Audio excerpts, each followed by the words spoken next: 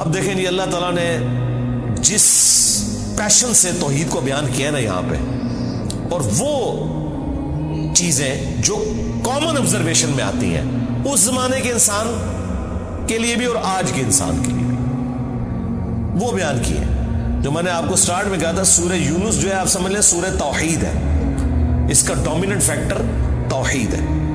قل من یرزقکم من السماء والارض، اے نبی ان سے پوچھئے بھلا بتاؤ تو کون ہے جو رزق دیتا ہے تمہیں آسمان سے اور زمین سے، آسمان سے پانی برسا کر اور اس کے ذریعے زمین سے کھیتی اگا کر۔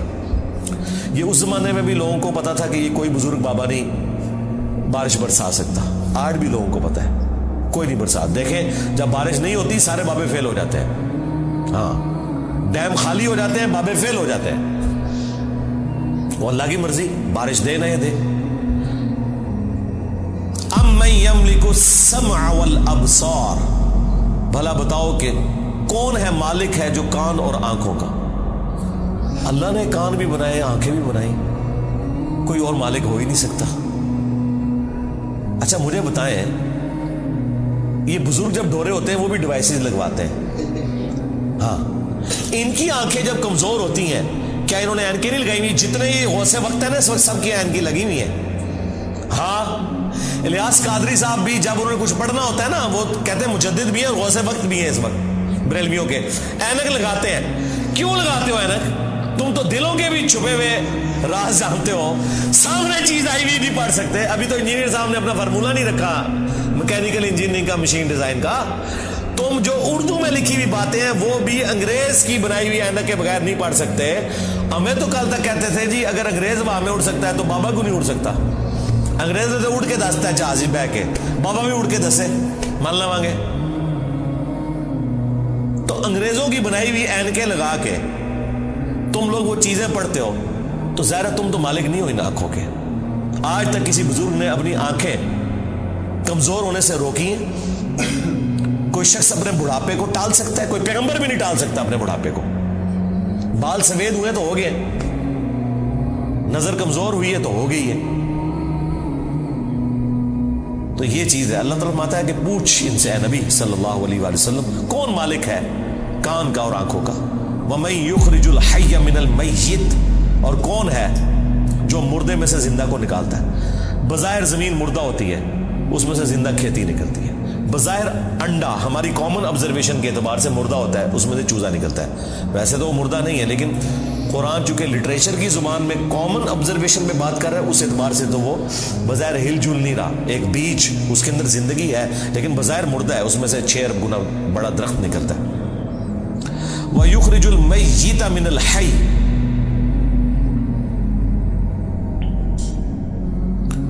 اور مردہ کو نکالتا ہے زندہ سے، زندہ میں سے مردہ بھی نکلتے ہیں۔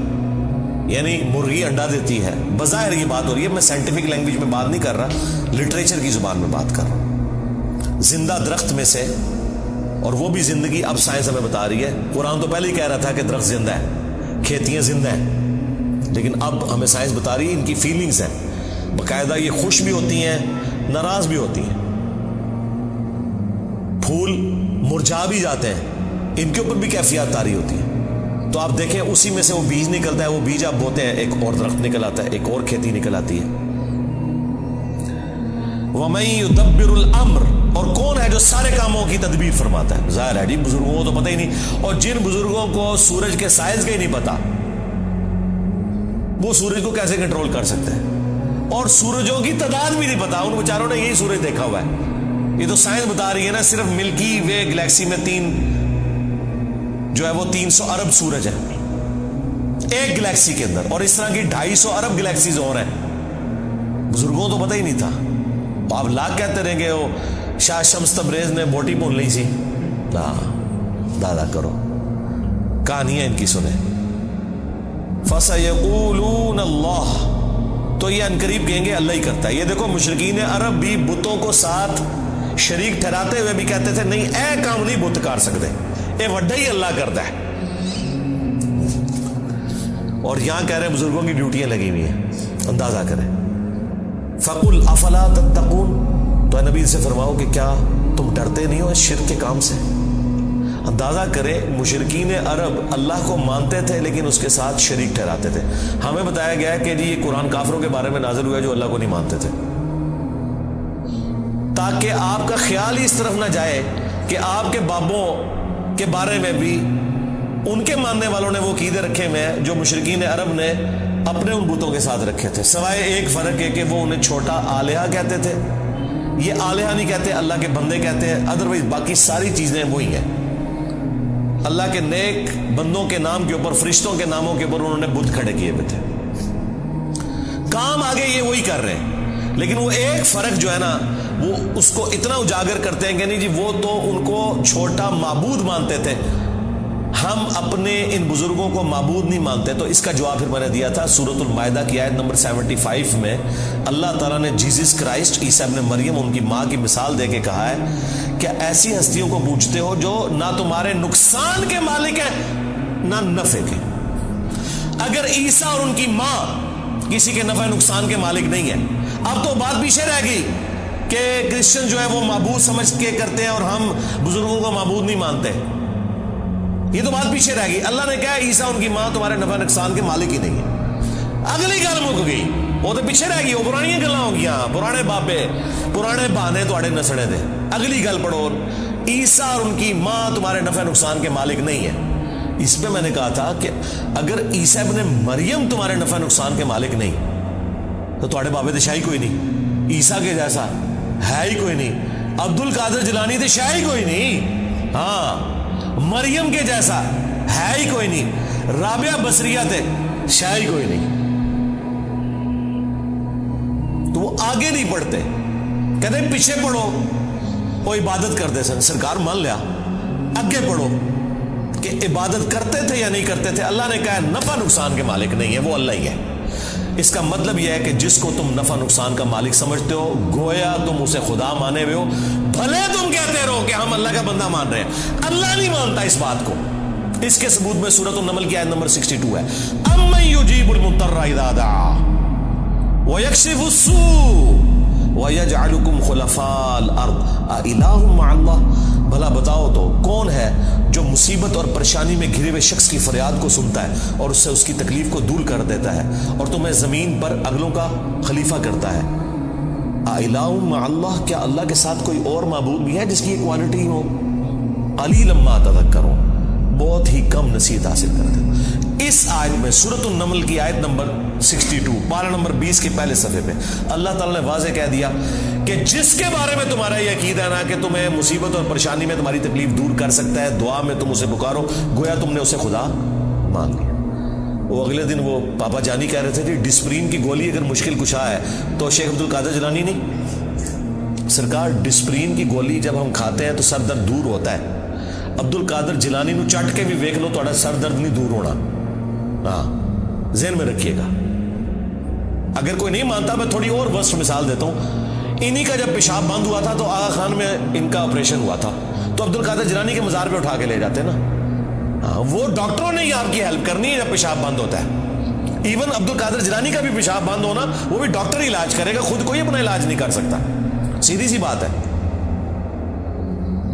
تو مثالیں ہی دیتے ہیں، ظاہری اسباب، ادویات، یہ اللہ تعالیٰ نے ان کے ساتھ چیزیں جوڑی ہوئی ہیں. تو میں نے ان کو اگلی مثال دی ہے کہ ویل مچھلی 1.5 گھنٹے تک اپنا سانس روک سکتی ہے. لے آؤ سارے بابے 1.5 گھنٹے ایسے سمندر ہی سٹیں گے انہوں نے. ظاہر ہے یہ کہتے ہیں نا کہ بزرگان دین جو ہے وہ مطلب یہ انگریزوں سے بھی بہتر ہے تو جانوروں سے بھی بہتر ہو گئے، یا منو کہ تواڈے سارے بابے ویل مچھلی تو بدتر نے. اڑنے کا نہیں کہہ رہے، اڑتے نہیں سکتے ہو، چلو ایسا روکا گے نا جان تے چھوٹے نا. 1.5 گھنٹے ایسے سمندر ہی سٹیں گے ایڈا وڈا وٹا بن کے تاکہ باہر بھی نہ نکل سکن. 1.5 گھنٹے بعد کٹ لیں گے، چلو 5 منٹ پہلے میں کر لاں گا انشاءاللہ. احتیاطن جسے زور احتیاطی پڑھتے رہے نا ہے، میں بھی احتیاطن 5 منٹ پہلے ایک بار کٹ لواں گا، لیکن کوئی روک کے دسے منو کچھ بھی نہیں ہو سکتا میرے بھائی. یہ سب کے سب جھوٹ ہے جو انہوں نے مشہور کیا. اللہ تعالیٰ فرما رہا ہے نبی ان سے فرماؤ تم پھر بھی ڈرتے نہیں ہو اپنے اس شرکی عقیدے سے. فَذَلِكُمُ اللَّهُ رَبُّكُمُ الْحَقِّ، تو یہ ہے اللہ تمہارا حقیقی رب جو تمہارا پالنے والا. فماذا بعد الحق الا الضلال، تو بتاؤ حق کے بعد گمراہی کے سوا کیا بچتا ہے. یعنی یہ دو ہی آپشن ہو سکتے ہیں، اگر اللہ حق ہے باقی سب باطل ہے. پھر اللہ کے مقابلے پر اگر آ جائے اس میں ان ہستیوں کا قصور نہیں ہے، ذہن میں رکھیے گا. لیکن مثال کے لیے پھر اللہ نے کہا ہے اگر اللہ ارادہ کرے کہ عیسیٰ اس کی ماں اور سب لوگوں کو ہلاک کر دے، اللہ کو کوئی پوچھ نہیں سکتا. سورۃ المائدہ آیت نمبر 17. اب کوئی اللہ کو یہ سمجھائے گا کہ یا اللہ عیسیٰ کا رگڑا کیوں نکالا نعوذ باللہ ان کی نظر میں؟ نہیں بھئی، جب توحید اسٹیبلش کرنی ہے تو وہ ہمارے استاد مولانا ساق صاحب کہتے تھے اور جدو توحید بیان کریں گے تو نبیوں کی گستاخی آپ ہی ہو جائے گی. یہ ہو نہیں سکتا کہ ایسی توحید بیان کریے اور گستاخی نہ ہوئے، کیونکہ گستاخی آپ کہہ رہے ہیں، وہ گستاخی ہے نہیں ہے. نبی نہیں سے گستاخی مانیں گے. اللہ تعالیٰ نے سورہ نساء میں فرمایا ہے عیسیٰ ابن مریم کبھی یہ اور محسوس نہیں کریں گے اور نہ کوئی مقرب فرشتہ کہ اسے اللہ کا بندہ کہا جائے. اور پھر اللہ نے کنکلوڈ کیا ہے کہ اگر کوئی فرشتہ یا کوئی پیغمبر اس چیز سے شرمندگی محسوس کرے کہ وہ بندہ ہے ہمارا، ہم قیامت کا دن بلا لیں گے، پھینکیں گے جہنم کے اندر سمجھانے کے لیے. اللہ تعالیٰ تو بالکل نہ اس کا کوئی پیغمبر رشتہ دار ہے نہ کوئی فرشتہ رشتہ دار ہے، سب کے سب اس کے بندے ہیں. ہاں اللہ اکبر. فَأَنَّا تُصْرَفُونَ، تو پھر کہاں رخ موڑ کے پھرے جا رہے ہو. كَذَلِكَ حَقَّتْ كَلِمَةُ رَبِّكَ عَلَى الَّذِينَ فَسَقُوا أَنَّهُمْ لَا يُؤْمِنُونَ، بالکل اس طریقے سے ثابت ہو چکی ہے تمہارے رب کی بات ان لوگوں کے اوپر جو سرکشی کے اوپر اترے ہوئے ہیں کہ وہ کبھی بھی ایمان نہیں لے کر آئیں گے. یعنی اللہ نے ان پہ مہر لگائی ہے بسبب اس کے کہ حق سامنے آنے کے باوجود انہوں نے حق ماننے سے انکار کیا. اللہم من احییتہ منا فاحیہ علی الاسلام ومن توفیتہ منا فتوفہ علی الایمان. سبحانک اللہم وبحمدک اشہد ان لا الہ الا انت استغفرک واتوب الیک وما علینا الا البلاغ المبین. جزاکم اللہ خیرا.